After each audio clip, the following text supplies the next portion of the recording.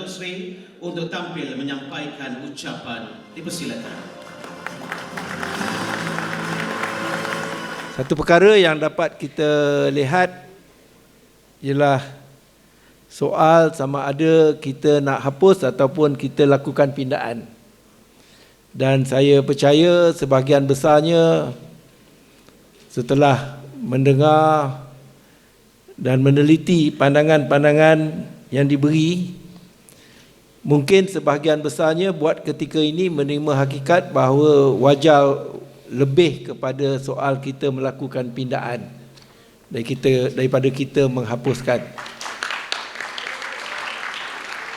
Seksyen-seksyen yang banyak telah pun kita pindah dan kita berada di fasa-fasa terakhir peruntukan yang lebih menjurus kepada soal pelajar mengawal aktiviti dan juga mengawal kewangan mereka masing-masing.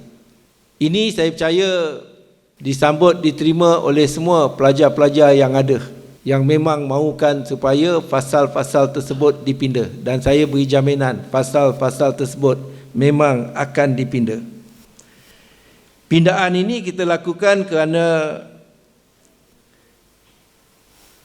kita menerima hakikat mungkin dahulu keadaan tak sama, tetapi sekarang pelajar-pelajar kita dengan kemajuan teknologi dan dunia tanpa sempadan, pengetahuan di hujung jari dan sebagainya, mereka mungkin lebih memahami dan berpengetahuan dan mungkin lebih mahu mengambil tanggungjawab. Jadi atas sebab itu kita akan benarkan untuk mereka menentukan jenis-jenis aktiviti yang hendak mereka buat dan mereka mengawal sendiri kewangan yang perlu mereka bertanggungjawab menguruskan. Jadi dalam soal ini pindaan akan dibuat mengenai memberi kuasa dan peranan kepada satuan-satuan pelajar. Tapi saya juga tertarik mengenai soal pengawasan dan pelaksanaan tanggungjawab itu dan juga panduan-panduan. Dalam konteks ini, kalau aku dipindah, maka segala perkara-perkara garis panduan yang nak diwujudkan dan sebagainya itu bolehlah dirundingkan bersama antara pihak universiti dengan kesatuan-kesatuan pelajar ataupun MPP. Dan pelaksanaannya akan ditentukan sendiri oleh pelajar. Maknanya pelajar sendiri mesti bertanggungjawab, mesti beramanah, mesti ada integriti dan mesti pandai mengurus.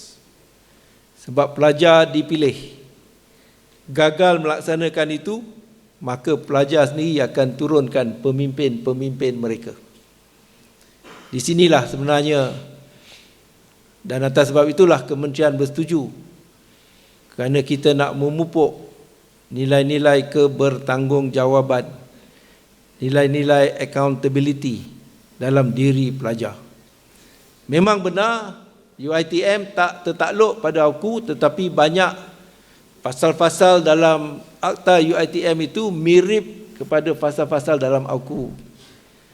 Takkanlah bila kita pindah aku, maka akta UiTM tak dipindah. Nanti ada gerakan pula dalam UiTM yang menuntut dan mendesak menteri untuk pindah akta UiTM supaya sama macam aku. Kalau tidak, UiTM terkebelakang. Ataupun dicabar menteri untuk berdebat dengan pelajar daripada UiTM. Hari kita telah jayakan town hall mengenai AUKU sebagaimana yang telah kita janjikan semasa sesi perbahasan dan soal jawab di Parlimen yang dibuat sama ada oleh saya ataupun oleh Yang Berhormat Timbalan Menteri.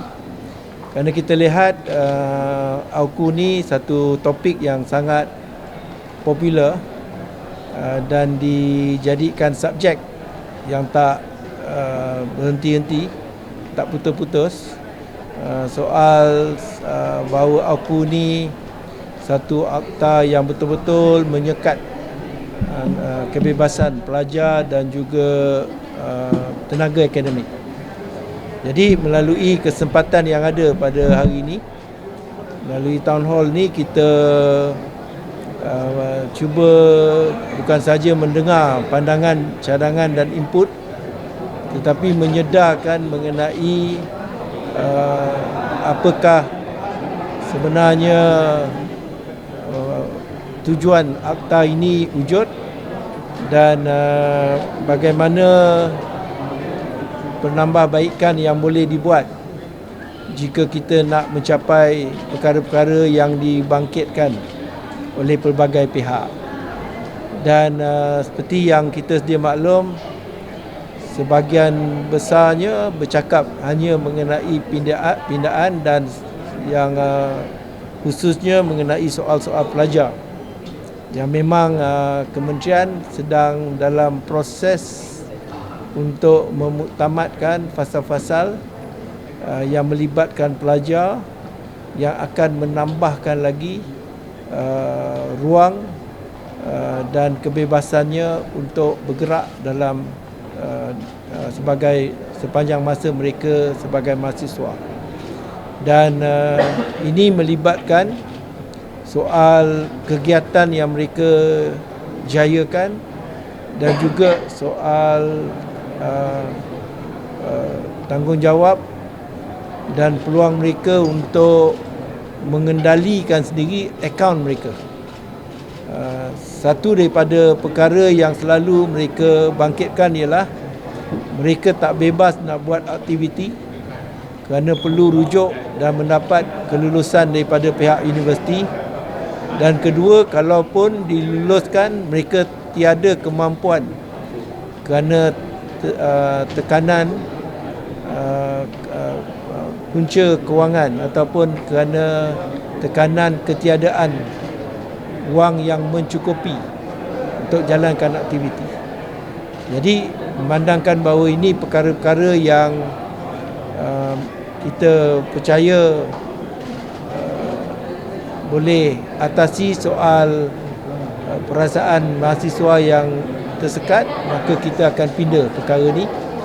Lebih-lebih lagi, kita berpendapat bahawa ini juga adalah satu cara di mana kita dapat bangunkan kematangan dan kedewasaan pelajar-pelajar. Bila dia sendiri bertanggungjawab, dia sendiri mengurus, dia sendiri yang menjaga akaun dia, dan dia sendiri yang menentukan apakah jenis aktiviti.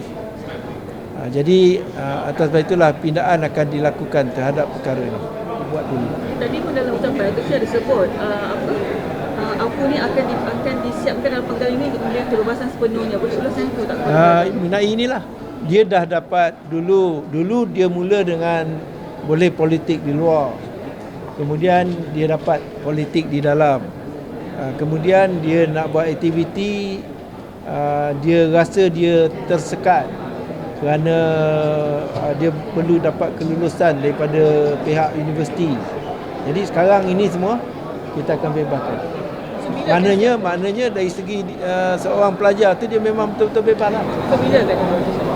Dalam saya cuba tahun ni lah. Sebab kita kena melalui proses. Prosesnya ialah dibentangkan di parlimen.